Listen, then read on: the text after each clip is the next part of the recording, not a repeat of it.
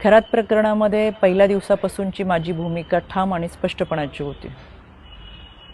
खरातच्या कोणत्याही आर्थिक व्यवहाराशी, जमिनीमधल्या पार्टनरशिपशी दुरान्वये माझा संबंध नव्हता. मी कधी कोणत्या महिलेला खरातकडे घेऊन गेले नाही, ना माझा आक्षेपार्ह फोटो व्हिडिओ होता. पण तरीसुद्धा गेले 1.5-2 महिने अतिशय अश्लील अश्लाघ्य भाषेमध्ये विधानं करत, कोणताही पुरावा नसताना माझ्यावर, माझ्या कुटुंबियांवरती केलेले आरोप हे अतिशय वेदनादायक होते. आणि म्हणून आता ही माझी लढाई कायद्याच्या चौकटीतून आहे. इतरांप्रमाणे माझ्या कुटुंबियांनी खरातला गुरु मानलं होतं आणि म्हणून जो पाद्यपूजेचा व्हिडिओ होता तो अतिशय जुना व्हिडिओ होता. त्यावेळेस मी आयोगाचे अध्यक्षही नव्हते. पण तरीसुद्धा खरात प्रकरणाचा तपास हा पारदर्शकपणे व्हावा यासाठी मी राज्य महिला आयोगाच्या अध्यक्षपदाचा आणि प्रदेशाध्यक्षपदाच्या अशा दोन्ही पदांचा राजीनामा दिला. तरीसुद्धा ज्या पद्धतीची चिखलफेक झाली, एआयचा वापर करून ज्या पद्धतीचे व्हिडिओ बनवले गेले आणि सातत्याने बदनाम करण्याचं षडयंत्र जे रचलं गेलं, त्याच्यासाठीची ही लढाई कायद्याच्या चौकटीतून. आणि म्हणून आशा मिरगे या बाईने डिबेट शोमध्ये अतिशय असभ्य भाषेमध्ये जी विधानं केली, ती विधानं ऐकून तर मला आश्चर्याचा धक्काच बसला. आणि म्हणून मी 4 एप्रिलला पहिली नोटीस ही आशा मिरगेला पाठवली होती.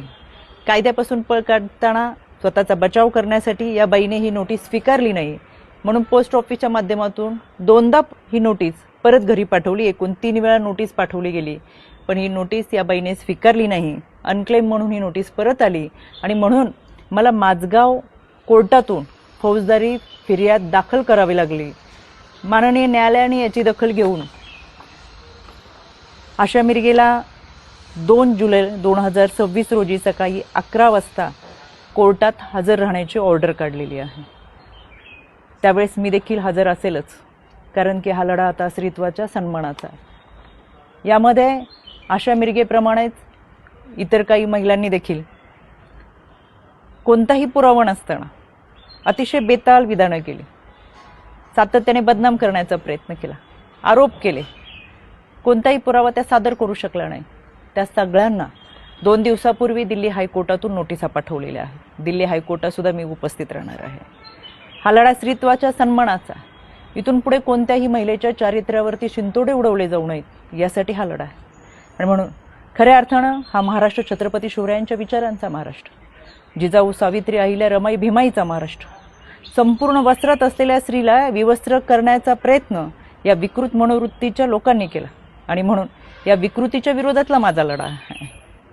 ही लढाई मी निश्चितपणाने लढेल. पहिल्या दिवसापासून जे सांगत आले ते आजही सांगते. सत्य प्रखरतेने तुमच्या समोर आहे. कोणताही पुरावा नाही, कोणतेही दुष्कृत्य गैरकृत्य कधीही केलेलं नाही. इतरांप्रमाणे आम्ही हे आध्यात्मिक गुरु खरातला मानलं होतं, याच्या पलीकडे आमची कोणतीही भूमिका नव्हती. आणि म्हणून हा लढा मी कायद्याच्या चौकटीतून लढते.